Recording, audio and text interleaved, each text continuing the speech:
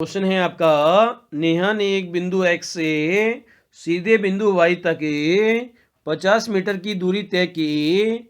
वह दाईं ओर मुड़ती है और 50 मीटर और अधिक चलती है। फिर वह अपने दाएं मुड़ती है और 60 मीटर चलती है। अंत में वह दाईं ओर मुड़ती है और 50 मीटर चलती है। तो प्रारंभिक बिंदु x से कितनी दूरी पर है? तो नेहा की दूरी आपको प्रारंभिक बिंदु से बतानी है। इसके लिए आपको 4 ऑप्शन भी यहाँ पर गिवन है। तो इसे हम सॉल्व करने की कोशिश करते हैं। तो सबसे पहले हमें प्रारंभिक बिंदु है उसे हमें x मान लेते हैं। क्या मान लेते हैं? x हम मान लेते हैं। तो नेहा एक बिंदु x से सीधे y बिंदु जो है 50 मीटर की दूरी पर है। y कितनी दूरी पर है? आपका 50 मीटर की दूरी पर है, चलती है। फिर वह अपने किस ओर मुड़ती है? दाईं ओर मुड़ती है और 50 मीटर और चलती है। तो 50 मीटर से वापस से हमने चला दिया नेहा को। फिर आगे कहा जा रहा है वह अपने दाईं ओर मुड़ती है और 60 मीटर चलती है। तो हमने इसे दाईं ओर मुड़ा दिया और कितना चला दिया यहाँ पर 60 मीटर इसे चला दिया। फिर कहा गया है अंत में वह वापस से दाईं ओर मुड़ती है और 50 मीटर चलती है। दाईं ओर मुड़कर वापस से नेहा 50 मीटर चलती है। तो बताइए वह अपने प्रारंभिक बिंदु से कितनी दूरी पर है? तो ये इसका लास्ट पॉइंट आ गया। ये इसका प्रारंभिक बिंदु x है। तो इन दोनों के बीच की हमें दूरी फाइंड आउट करनी है। तो नीचे की दूरी कितनी है? 60 हमारी नीचे की दूरी है। ऊपर की दूरी कितनी है? 50 है। अगर इन दोनों को आपस में घटा दिया जाए तो इन दोनों के बीच की दूरी हम प्राप्त कर लेंगे। तो 60 माइनस 50 कितना होता है? 10 होता है। तो 10 मीटर दूरी हो जाएगी। ऑप्शन नंबर फर्स्ट हमारा करेक्ट हो जाएगा। मतलब प्रारंभिक बिंदु से नेहा की दूरी 10 मीटर है। क्वेश्चन है आपका जिसमें आपको 4/3 की एक टेबल गिवन है, जिसमें 4 आपकी रो है और 3 आपकी कॉलम है। तो इसमें एक नंबर आपका मिसिंग है। ये आपको फाइंड आउट करना है ABCD ऑप्शन में से। तो इसे हम सोल्व करने की कोशिश करते हैं। तो सबसे पहले आप देखते हैं जो टेबल है उसमें हम कॉलम से इसे सोल्व करेंगे। ये फर्स्ट कॉलम हो गया, ये आपका सेकंड कॉलम हो गया और ये आपका थर्ड कॉलम में हो गया। तो इस कॉलम को देखने पर हमें पता लग रहा है अगर 11 में से 17 को घटा दिया जाए तो संख्या कितनी आएगी? संख्या आपके पास में 6 आएगी। इसी प्रकार से 25 में से 19 को घटा दिया जाए तो संख्या कितनी आएगी? तो संख्या आपकी 6 आएगी। मतलब कॉलम में ऊपर वाली दोनों संख्याओं का अंतर 6 आता है और नीचे वाली दोनों संख्याओं का अंतर भी 6 आता है। सिमिलरली आगे इसे चेक करते हैं। तो 12 में से 6 को घटाएंगे तो संख्या कितनी आएगी? आपके पास 6 आएगी। इसी प्रकार से 34 में से 28 को घटाते हैं तो संख्या कितनी आएगी? आपके पास 6 आएगी। मतलब ऊपर वाली दोनों संख्याओं का अंतर और नीचे वाली दोनों संख्याओं का अंतर आपका बराबर आता है। तो इसी प्रकार से ऑप्शन नंबर जो थर्ड सी है हमारा, थर्ड कॉलम है, उसमें भी ऐसा होना चाहिए।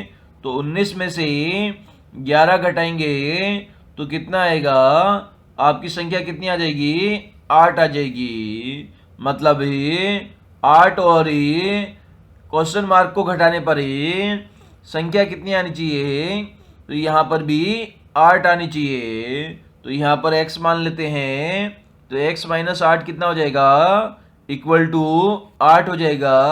क्योंकि नीचे हमने देखा 19 में से 11 घटाया तो 8 आया है, तो x का मान कितना आ जाएगा, 8 + 8 आ जाएगा, क्योंकि 8 इधर माइनस है, उधर जाके प्लस हो जाएगा, तो x का मान कितना हो जाएगा, 8 दूनी 16 हो जाएगा, जो कि हमें ऑप्शन नंबर डी में गिवन है।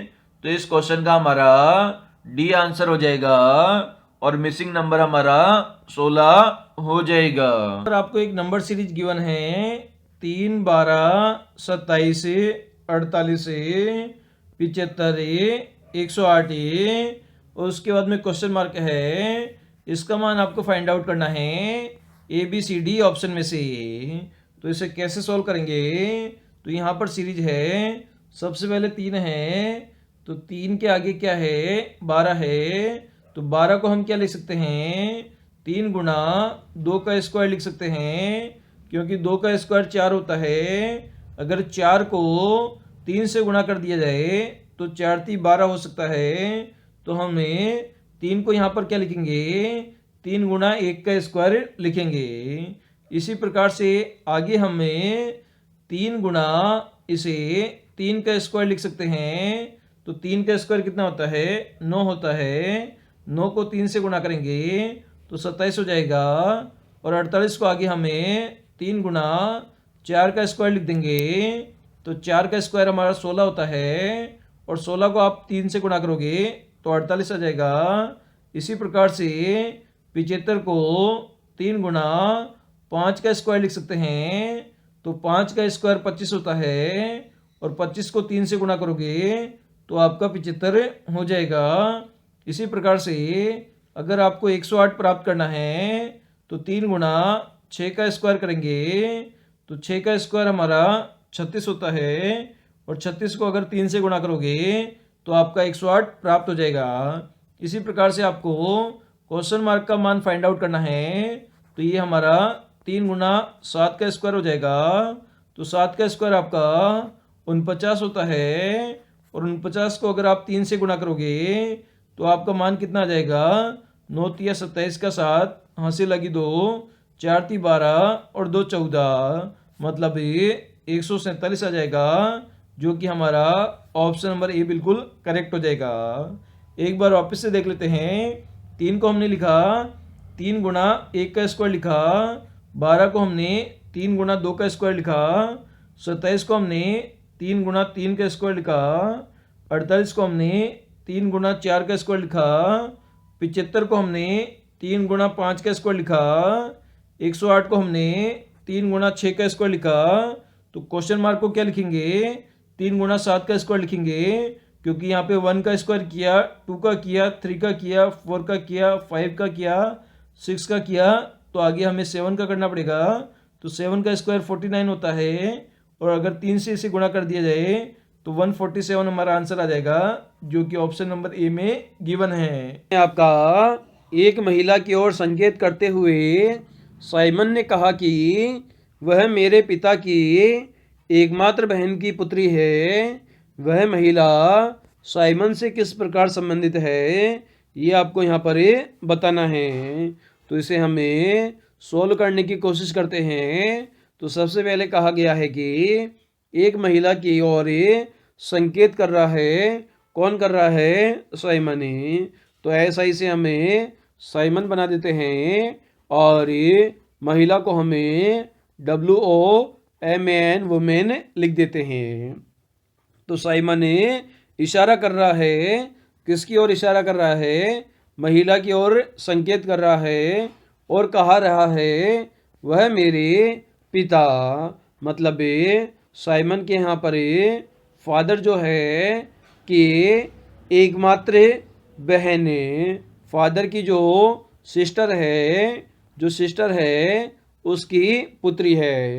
वो जो महिला है, वो जो उसके पिता है साइमन, उसके बहन की पुत्री है।